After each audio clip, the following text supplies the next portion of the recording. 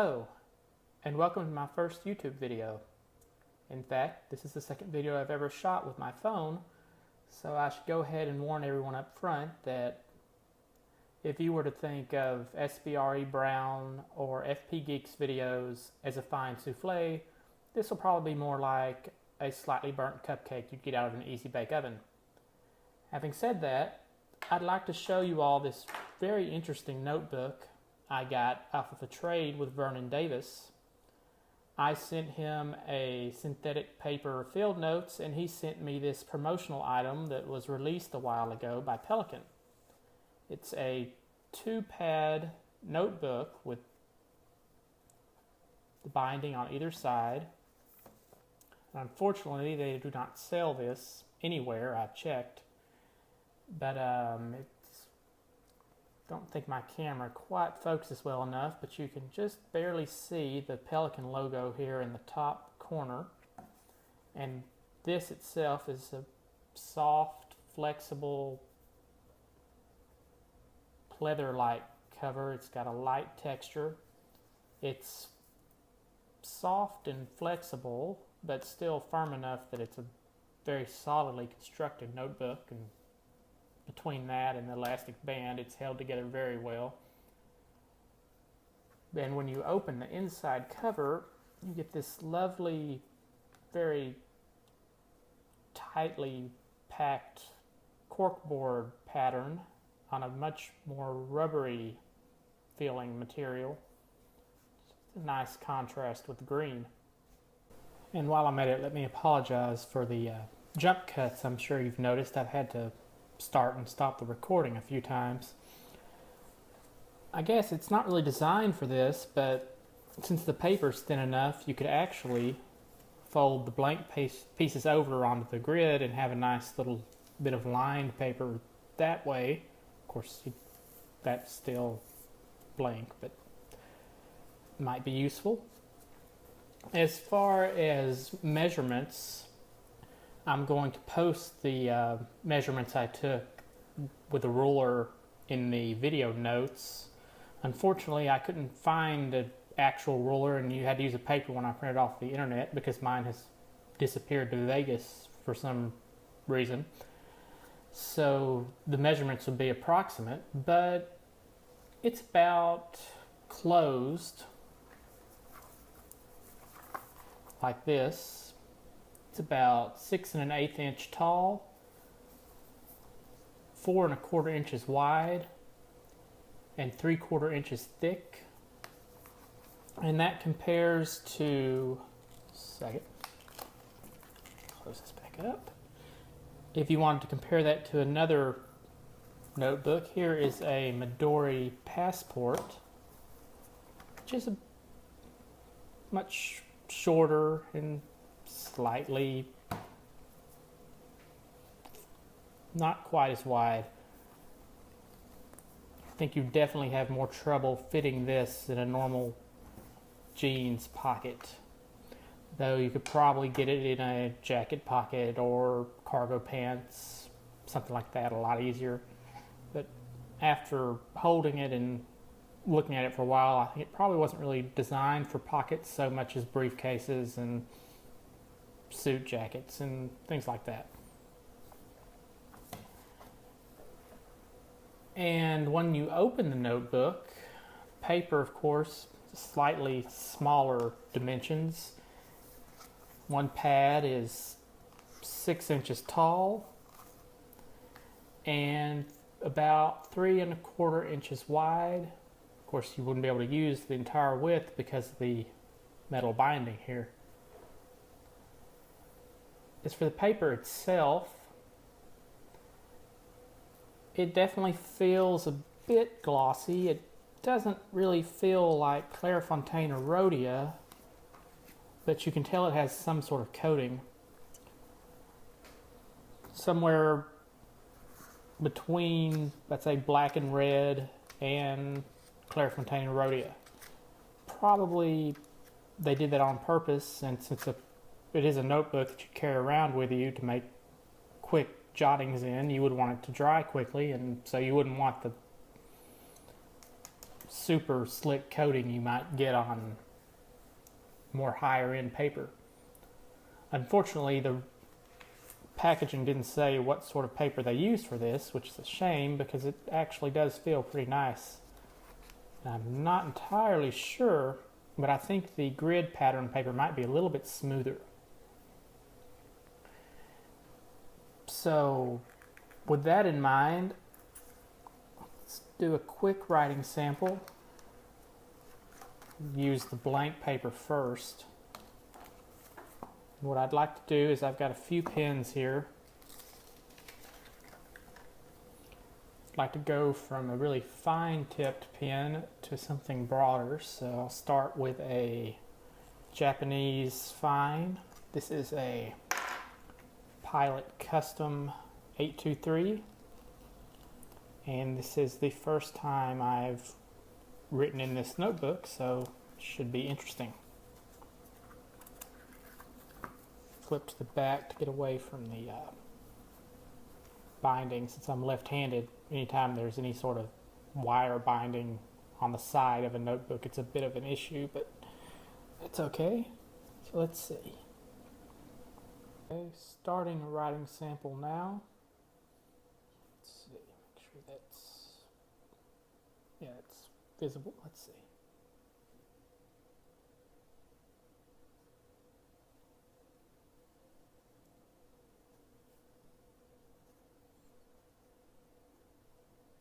It feels a bit like, it's definitely got some feedback. It's a bit like cardstock, but not quite as thick. And that's already dry, so that's what you want in a notebook that you'd be carrying around. Let's try it with a bit thicker line. And by the way, this is Mont Blanc Irish Green, which it dries pretty quick. It's not the fastest dryer, but it's definitely not the slowest either.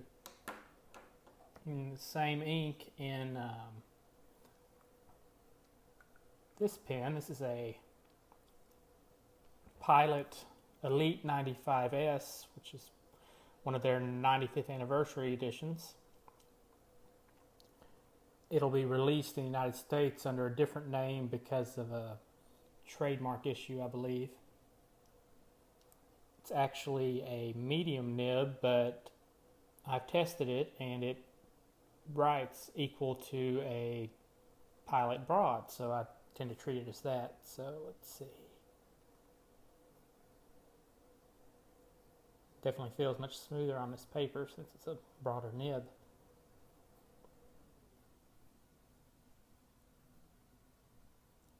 And you do get good shading with this paper, even though it's quicker drying and more absorbent. Let's see. And again, that's already dry.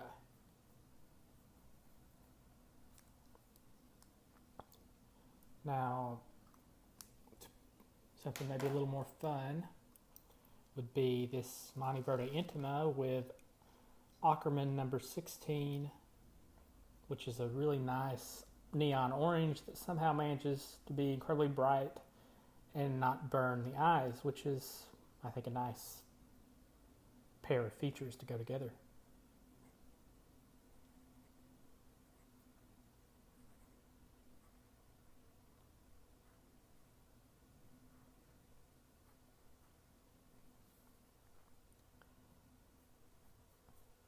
And again, that's already dry, which I really like for this kind of paper and this kind of book.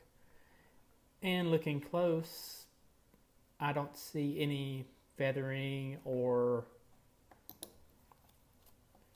anything else spreading. It looks perfect just the way it should. Oh, but there's a bit of a problem. It's definitely a lot of show through and definitely even some bleed through. Even with the very fine nib, you can see it there. Which I suppose, I mean, if you've used field notes a lot with fountain pens, you'd be used to that. But I was kind of surprised with this paper, especially from Pelikan. I would have thought it would be a little bit better than that. But it's still perfectly usable, I think, because I think you could probably ignore that or get used to it. Let's see, and let me pause for a minute to take a drink of water. I apologize.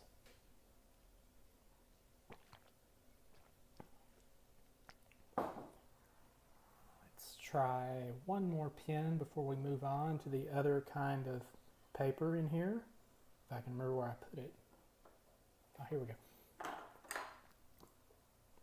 This is a Cross Townsend in sterling silver with an 18 karat medium nib and Mont Blanc toffee brown. This pen's actually about 15 years old. I don't think they make one exactly like this anymore, unfortunately. They still have a sterling silver one, I think, but it's got a slightly different nib.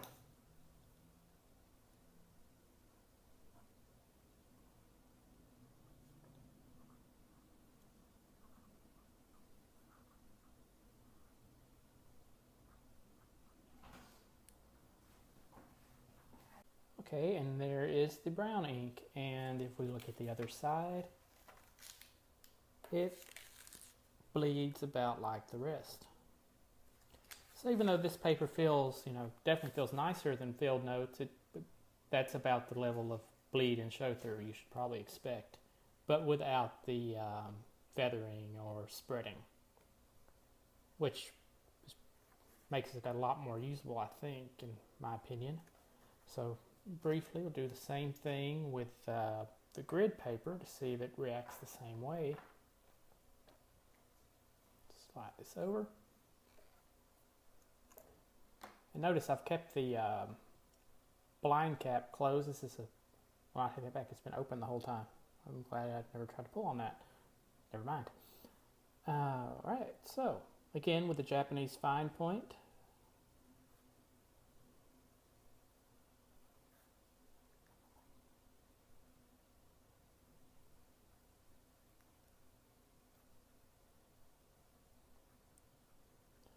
Paper definitely feels a little bit smoother.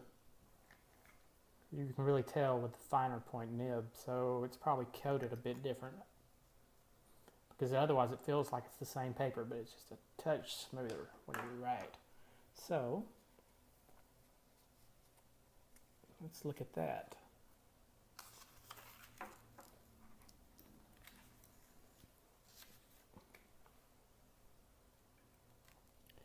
And see, there's just very tiny bit of ghosting, but no bleed through on this. No, I almost thought there was some right there, or maybe a little tiny dot right there, but I bet my camera can't even pick that up. So yeah, this is definitely a much better coated paper for fountain pens. So if you own this notebook, you might want to limit the blank paper to ballpoints or pencils. Let's see, let's get the a lead again. Just do the same thing as before. I'm not entirely sure when it's supposed to come out domestically here.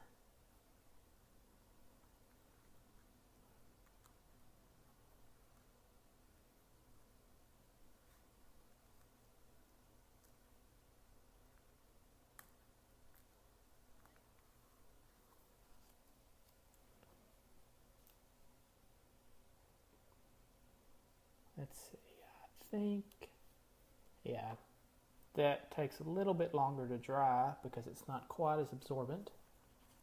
But on the other hand, let's check out the performance on the back here. And if you look again, there's some very slight bleed through in one spot right there. Otherwise, no, just right there. So it definitely performs a lot better than the blank paper. Finish out the test. Let's grab the,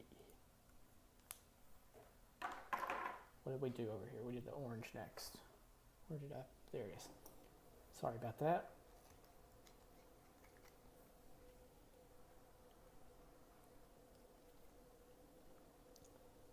Definitely a little bit more pleasant to write on as well.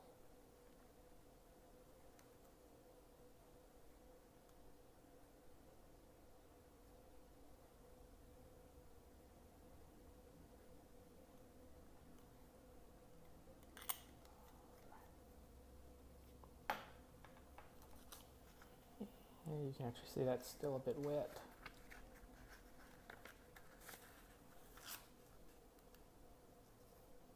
That pen and ink combination though performs even better.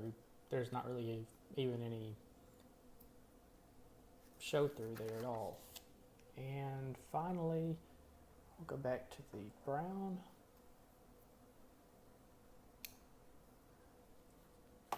This is probably the wettest nib out of all of them that I'm using for this video, so it wouldn't surprise me that it shows through a bit more.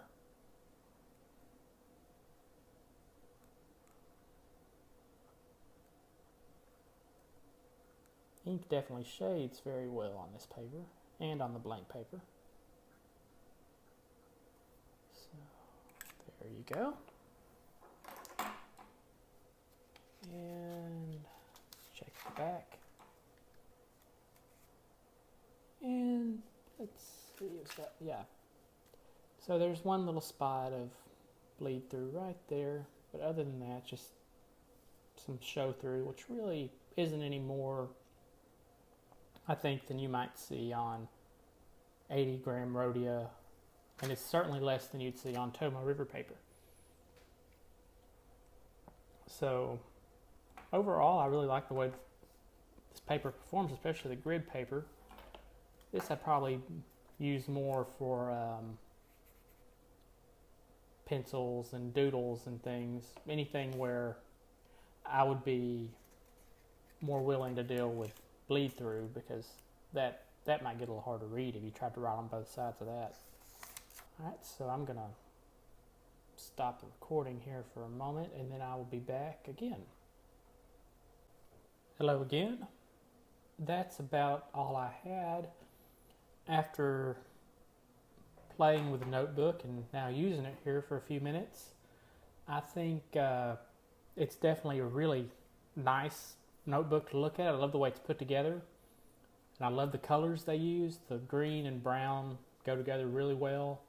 I like the binding. You can do some interesting things with the two wire bound pieces here, and it just looks really cool because it folds out into 3 pieces. Of course, it's so wide, it's obviously a bit difficult to get the whole thing in a single shot, but it's definitely not something I'd seen before, so that's always fun. As far as things that I could critique, the biggest thing is that these wire bindings are fixed. I mean, once you've used up all the paper, there's no way to refill it unless you really want to pry this open and find paper that you can fit in here, and that's a lot of trouble. It's obviously not designed to be refilled. And aside from that, the only other thing I would say is the size. I mean, it's not a standard A size like A6, A7, A8. I've checked. Doesn't quite fit one of those, and it's a bit too big, I think, for most casual wear pants like jeans. Those pockets you're not going to easily fit this notebook in. But like I said earlier, if you have a big jacket with a big pocket or cargo pants, that would work. So carrying it around is probably not as convenient as, say, field notes or a Midori traveler's notebook like this. The other biggest thing is, I guess probably the biggest thing as far as actually wanting to try one, is this notebook is not for resale. They don't sell it anywhere. So you're probably wondering why I decided to make a video about a notebook you can't buy. But I liked the way it was put together so much that I wanted to make a video about it and share it with you, because I figured since it is something that's a promotional item, not many people would have seen it. And I was hoping by making a video that someone might share in the comments with me something similar to this that's easier to get a hold of. So anybody that likes to look at this could go buy one of those. Yeah, thank you again, Vernon, for sending me this. I really enjoyed playing with it, and I think I'm going to enjoy using it until I fill up all the paper. So, and thank you everyone for watching and sitting through my first attempt at making a YouTube video. And if you have any questions or comments, I would love to hear them below. Have a great day.